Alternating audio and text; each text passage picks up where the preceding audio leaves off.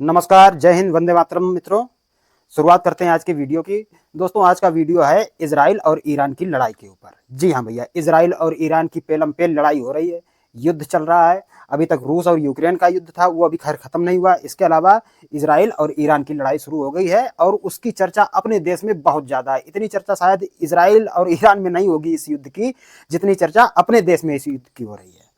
ठीक है, तो आज सबसे पहले जानेंगे कि ये आखिर लड़ाई हो ही क्यों रही है। इजराइल और ईरान में क्यों लड़ाई हो रही है, इस पे बात करेंगे। और आप लोग भी अपने अपने विचार साझा कर सकते हैं कमेंट बॉक्स में। ठीक है, तो शुरुआत करते हैं आज की वीडियो की। आप सभी लोगों ने सुना होगा मित्रों कि इजराइल एक बहुत छोटा देश है, लेकिन बहुत शक्तिशाली है, किसी से नहीं डरता। और जबकि ईरान इजराइल से 70 गुना बड़ा देश है। जी हाँ, चाहे पॉपुलेशन के मामले में ले लो, जनसंख्या के मामले में या क्षेत्रफल के मामले में, किसी भी तरीके से। सेना भी उसके पास ज्यादा है, लेकिन टेक्नोलॉजी सबसे तगड़ी इजराइल के पास है। वो तो यार ऐसे नहीं होता कि अपने घर में हमने फोन निकाला, फोन जैसे ही हेलो किया, बटन दाबी, बम फट गया। इजराइल के पास कुछ ऐसी टेक्नोलॉजी है कि अगर आप अपने घर पे भी बैठे हैं, आप फोन चलाएंगे, कुछ लाल बटन हरी बटन कुछ दबाएंगे, दबाया, बुड़ूम से उड़ गए। इतनी तगड़ी टेक्नोलॉजी है इजराइल के पास। तो बात करते हैं आखिरकार इजराइल और ईरान लड़ क्यों रहे हैं। ठीक है, जबकि और आप लोगों ने यह भी सुना होगा कि इजराइल परमाणु शक्ति बना रहा है।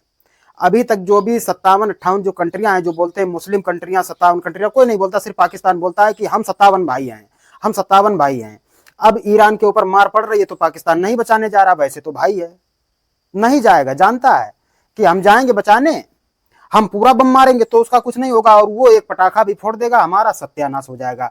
और पाकिस्तान की मैं बात कर ही क्यों रहा पता नहीं, खैर वो आप लोगों को बताना जरूरी है, इसलिए मैं पाकिस्तान की बात कर रहा हूं। पाकिस्तान ही ये कहता है हम 57 कंट्री है। अब ईरान के ऊपर मार पड़ रही है, इजराइल मार रहा है, तो कोई कंट्री नहीं दिखाई दे रही है। ये ऐसा ही करते हैं, ये सिर्फ पाकिस्तान में अपना चुतियापन दिखाता रहता है, बाकी कुछ नहीं। इजराइल एक पटाखा भी फोड़ेगा तो इनकी बत्ती गुल हो जाएगी। और सही पूछो, सही मायने में अगर पूछा जाए तो पाकिस्तान किसी का सगा है ही नहीं। उसे जो 2 रुपए दे देगा बस वो उसी की तरफ हो जाएगा। जैसे अभी पाकिस्तान बोला था कि हम परमाणु शक्ति मार देंगे, हम परमाणु शक्ति इजराइल के ऊपर मार देंगे, अगर इजराइल ने कुछ किया ईरान के लिए, ईरान के ऊपर हमला किया या जो कुछ भी किया, तो हम परमाणु शक्ति मार देंगे इजराइल के ऊपर। और बात तो ठीक है कि अगर इजराइल के, वो इतना छोटा देश है कि अगर परमाणु शक्ति उस पर मार दी जाएगी तो इजराइल नेस्तो नाबूद हो जाएगा, खत्म हो जाएगा इजराइल। और इन 57, दोस्तों मैं यहाँ पे आप सभी को एक बात बता दूं, ये जो भी 57 कंट्रियां हैं, मुस्लिम कंट्रियां, उनमें सिर्फ परमाणु शक्ति सिर्फ और सिर्फ पाकिस्तान के पास है, बाकी किसी के पास नहीं है परमाणु शक्ति। और वही परमाणु शक्ति ईरान बना रहा है, ईरान बना रहा है परमाणु शक्ति, और इसीलिए ईरान और इजराइल में लड़ाई हो रही है। इजराइल नहीं चाहता है कि ईरान परमाणु शक्ति बनाए। अच्छा, इजराइल क्यों नहीं चाहता कि ईरान परमाणु शक्ति ना बनाए, परमाणु शक्ति संपन्न देश ना बने? इसका भी मैं कारण बताता हूं आपको। अमेरिका भी यही चाहता है कि ईरान किसी भी तरीके से परमाणु शक्ति नहीं बनना चाहिए। अब मैं बताता हूं आपको इजराइल ऐसा क्यों चाहता है कि ईरान के पास परमाणु शक्ति ना हो।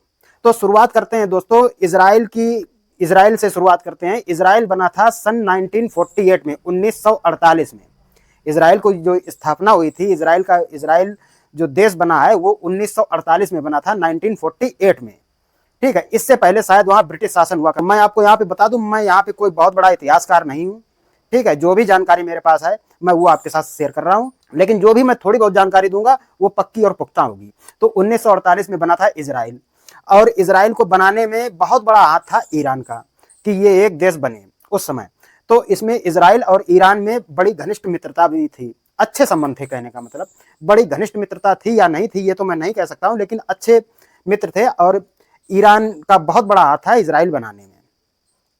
इजराइल की स्थापना हुई, इजराइल चलता रहा। इससे पहले शायद 1948 से पहले ब्रिटिश शासन हुआ करता था, फिर उनमें कुछ ब्रिटिश शासन वहां से हटा, इजराइल की स्थापना हुई, ईरान ने सहयोग किया इजराइल का, काफी दिन तक ये चलता रहा। फिर 1979 में 1979 में कुछ ऐसा होता है जिससे इजराइल और ईरान में दुश्मनी बड़ी ताबड़तोड़ हो जाती है, छोटी मोटी नहीं, बहुत ताबड़तोड़। वो उसको देख के नहीं जी सकता और वो उसको देख के नहीं जी सकता, कुछ इस तरीके की दुश्मनी हो जाती है। अच्छा, ऐसा क्या हो गया 1979 में कि अभी तक मित्र देश बने रहे? इजराइल बनाने में बहुत सहयोग भी किया ईरान ने, और 1979 में ऐसा क्या हो गया एकदम कि दोनों मित्र देश दुश्मन देश बन गए? भाई हुआ कुछ नहीं, हुआ ये कि ईरान में कट्टरपंथी हो गई, ईरान में इस्लाम ज्यादा तेज हो गया। जैसे अब इस समय जैसे पाकिस्तान में है, वो तो कहते हैं हम बहुत बड़े इस्लाम, भैया 57 कंट्री और भी हैं इस्लाम की, तो वो ऐसा कुछ नहीं करते, लेकिन ये कहते हैं कि हम कहीं लफ्ज याद करेंगे या काफिरों को मारो। काफिर कौन है? जो मूर्ति पूजक हैं या जो मुसलमान नहीं है, वो सारे के सारे, सारी कौमें काफिर हैं, सारी जातियां, सारे धर्म मजहब सब काफिर हैं, सिर्फ मुसलमान छोड़ के। पाकिस्तान की तो यही सोच है, आप सभी जानते हैं कि जो भी मुसलमान नहीं वो सारे काफिर हैं, सबको मारो काटो। यही चीज 1979 में आ गई ईरान के अंदर, वो इस्लामिक कट्टरपंथी की ओर चल पड़े। वहां पे शायद 1979 में खामनेई कोई हैं, वरिष्ठ नेता हैं इजराइल के, वो आ गए, तो वहां पे इस्लामिक कट्टरपंथ एकदम जन्म ले गया। और उन्होंने कहा यार इजराइल तो ये तो नाजायज देश है। फिर ये कहने लगे 1979 के बाद, ये कहने लगे ईरानी, ये मुस्लिम, ये ईरानी मुस्लिम कहने लगे कि ये इजराइल देश तो नाजायज देश ही बना है, इसको तो खत्म होना चाहिए, इसे तो नक्शे में ही नहीं होना चाहिए। लेकिन तब तक भैया देर बहुत हो चुकी थी। इजरायलियों ने अपने आप को इतना तैयार किया, इतना मजबूत किया कि उनसे लड़ पाना, उनसे लोहा लेना सबके बस की बात नहीं बची। ईरान के भी बस की बात नहीं थी, नहीं तो फिर ये तभी ये इसे खत्म कर देते, निपटा देते भैया इजराइल को। अगर इनमें दम होता है, इजराइल से टक्कर लेने की दम होती, तो 1979, 80, 85, 90 तक ये निपटा देते इजराइल को। लेकिन तब तक इजराइल ने अपने आप को इतना मजबूत कर लिया था हर किसी क्षेत्र में कि उसके साथ कोई भी अगर लड़ाई हो तो वो हारेगा नहीं। उसने अपने आप को इतना मजबूत किया, और उसने अपने आप को इतना मजबूत जानते क्यों किया? क्योंकि इजराइल शुरू से, जब इजराइल नहीं बना था तब भी इनके पुरखे भी जंगें लड़ते ही चले आए थे। और ये यहूदियों का देश है इजराइल, यहूदी हैं थोड़े से इतने, और इनका कहीं कोई पूरी धरती पे, पूरी संसार में, पूरी दुनिया में कहीं कोई दूसरा देश है नहीं यहूदियों का, सिर्फ इजराइल है, वो भी छोटा सा, बिल्कुल जरा सी भी कोई आंख उठाएगा इजराइल खत्म हो जाएगा। तो उसे ये बात मालूम थी कि हम जरा से हैं, हमारा कहीं कोई अस्तित्व नहीं बचेगा अगर हमने अपने आप को मजबूत नहीं बनाया। तो भैया उन्होंने अपने आप को इतना मजबूत बनाया, टेक्नोलॉजी के मामले में, हथियार के मामले में, हर चीज के मामले में, पढ़ाई लिखाई अच्छी बढ़िया, उन्होंने खुद को तैयार कर लिया। अब ईरान उनका कुछ कर नहीं पा रहा। अब ईरान, वो ईरानी तो कहते हैं, ईरानी मुस्लिम की, भैया ये तो देश ही नाजायज है, इसे खत्म करो। खत्म कैसे करोगे? खुद को परमाणु शक्ति बनाओ। तब ये परमाणु शक्ति बनाने लगे। अब जब परमाणु शक्ति बनाने लगे तो इजराइल ने कहा यार ये तो परमाणु शक्ति बना रहा है, और ये जिस दिन परमाणु शक्ति बना लेगा हमारा खेल खत्म हो जाएगा इस दुनिया से, हम यहाँ से निपटा दिए जाएंगे। इजराइल ये बहुत अच्छी तरीके से जानता है, इसीलिए इजराइल इनको परमाणु शक्ति नहीं बनते देख सकता है। वो जानता है इस बात को कि अगर ये परमाणु शक्ति बन गए तो हम खत्म हो जाएंगे, और इसीलिए दोनों में युद्ध हो रहा है, इसीलिए दोनों में युद्ध हो रहा है। तब तक इधर पाकिस्तान ने भी बोल दिया कि अगर इजराइल ने बहुत तगड़ा हमला किया ईरान के ऊपर तो हम अपनी परमाणु शक्ति मार देंगे तुम्हारे ऊपर। समझ रहे हैं पाकिस्तान। और तब तक इधर अमेरिका के राष्ट्रपति डोनाल्ड ट्रंप ने आसिम मुनीर को बुलाया, जो पाकिस्तान का जनरल है इस समय, जो पाकिस्तान का इस समय जनरल है, आर्मी जनरल, उसे अपने यहाँ निमंत्रण पे बुला लिया। उसको पता नहीं भैया रात को कौन सी जन्म गुट्टी पिला दी, वो तो चुपचाप बैठ गया, वो चुपचाप बैठ गया। अब बात करते हैं दोस्त, पाकिस्तान चुपचाप बैठ गया, कुछ नहीं। कोई परमाणु शक्ति मारी पाकिस्तान ने? कहीं कुछ नहीं मारा। ये तो एक नंबर का दोगला देश है पाकिस्तान।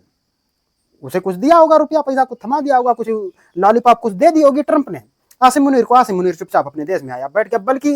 बल्कि ईरान की कुछ जानकारी और दी होगी, इसने जानकारी और लीक करी होगी, कंफर्म।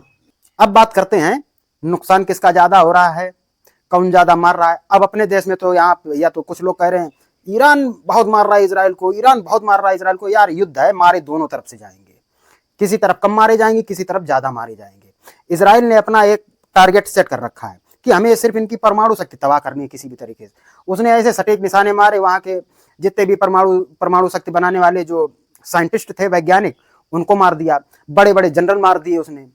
और ईरान मार रहा है आम पब्लिक को, वो भी कम मार पा रहा है, क्योंकि इजराइल ने अपने आप को ऐसा तैयार किया, उसने सब बंकर बना रखे हैं। अपनी आम जनता से बोल दिया भाई युद्ध हो रहा है, सारे लोग बंकरों में चले जाओ। तो वहां पे बहुत कम लोग मारे जा रहे हैं, इजराइल में मारे जा रहे हैं लोग ज्यादा ईरान में, और आम जनता को कम मारते हैं, कम हिट करते हैं। उन्हें अपना टारगेट मालूम है कि ऐसी जगह पे हमला बोलो जहां पे हमारा काम हो जाए। अब उसने सबसे पहले जो परमाणु शक्ति बनाने वाले जो उनके वैज्ञानिक थे उनको उड़ाया, फिर इसके बाद जो उनके जनरल कर्नल थे जो सेना को संभालने वाले थे उनको उड़ाया। किसी मेजर या जनरल को, किसी जनरल को आज मार दिया, कल कोई दूसरा जनरल आया उसको भी मार दिया, परसों कोई तीसरा आया उसको भी उड़ा दिया। इस तरीके से इजराइल काम कर रहा है। और जो ईरान के 3 परमाणु ठिकाने थे, 3 परमाणु ठिकाने जहां पे इनका परीक्षण चल रहा था या इसे बनाना चाहते थे, उसने 3 ठिकानों को नेस्तो नाबूद कर दिया। इजराइल ने मारा, तीनों ठिकाने उड़ा दिए, परमाणु शक्ति विफल कर दी। तो नुकसान ईरान का ज्यादा हो रहा है।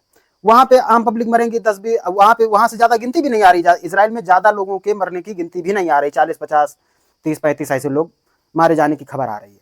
और वहां पे 650 से 950 हजार तक आंकड़ा पहुंच चुका है, ये खबर आ रही है मीडिया में।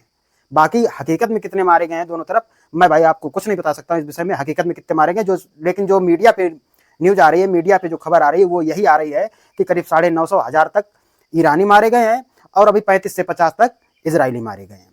लेकिन इजराइल ने तगड़ा हमला किया, जैसे उनके तेल डिपो पे हमला कर देना, जहां से इनके हवाई जहाज उड़ते हैं, एयरबेस पे हमला कर दिया, इनके एयरबेस तबाह कर दिए। 3 न्यूक्लियर पॉइंट जो थे जहां पे ये परमाणु परीक्षण करने वाले थे, परमाणु अपना परमाणु शक्ति बना रहे थे या परीक्षण कर रहे थे, जो भी कर रहे थे वो उसने नेस्तो नाबूद कर दिए, खेल खत्म कर दिया ईरान का। अब ईरान का अगर कुछ भी नुकसान नहीं हुआ होगा, कुछ भी अगर नुकसान नहीं हुआ होगा जो मैं अपनी तरफ से बता रहा हूं, तो ईरान कम से कम 5 से 10 साल पीछे चला गया परमाणु शक्ति बनाने में, ये तो कन्फर्म है। और ये बात होता है कि अगर ये परमाणु परीक्षण कर लेता है, ईरान बना लेता, तो इजराइल को वो किसी ना किसी बहाने से मार जरूर देगा, उसके ऊपर चला जरूर देगा परमाणु शक्ति। और इसीलिए इजराइल चाहता है दोस्तों कि किसी भी तरीके से ईरान परमाणु शक्ति ना बना पाए, उसके अपना अस्तित्व बचाने के ऊपर बात आती है कि उसका तो अस्तित्व ही खत्म हो जाएगा, इसराइलियों का, यहूदियों का अस्तित्व ही खत्म हो जाएगा इस दुनिया धरती से। इसलिए वो चाहता है कि ईरान परमाणु शक्ति ना बने। और ईरान अगर परमाणु शक्ति नहीं बनता तो ईरान को कोई खास ऐसा नुकसान नहीं है, क्योंकि उसे नुकसान होता तो इतने सालों में हो चुका होता, तो उसे ऐसी कोई खास दिक्कत नहीं है ईरान को। लेकिन अगर ईरान के पास परमाणु शक्ति बन जाती है तो इजराइल को जरूर दिक्कत है, और इसीलिए इजराइल चाहता है कि परमाणु शक्ति देश ना बन पाए किसी भी तरीके से। तो दोस्तों ये था आज का छोटा सा वीडियो, और ये है लड़ाई की पुख्ता जड़, परमाणु शक्ति, जो इजराइल चाहता है कि ना बने। तो इस वजह से भैया ये सिर्फ परमाणु शक्ति की वजह से लड़ाई हो रही है। यहूदी अपना अस्तित्व बचाने में जुटे हुए हैं, क्योंकि वो जानते हैं कि जिस दिन इजराइल ने परमाणु शक्ति देश बन गया, जिस दिन ईरान परमाणु शक्ति बन गया उसी दिन हमारा खेल खत्म हो जाएगा, क्योंकि वो किसी ना किसी बहाने से उसके ऊपर परमाणु शक्ति मार जरूर दे इजराइल के ऊपर, और इजराइल खत्म हो जाएगा। और फिर कहीं दुनिया धरती में ना इनका कोई दूसरा देश है, ना ही कहीं यहूदी दूसरी जगह बसते हैं। तो ये था आज का दोस्तों छोटा सा वीडियो, फिर मिलते हैं किसी और नए वीडियो में, तब तक के लिए जय हिंद, वंदे मातरम।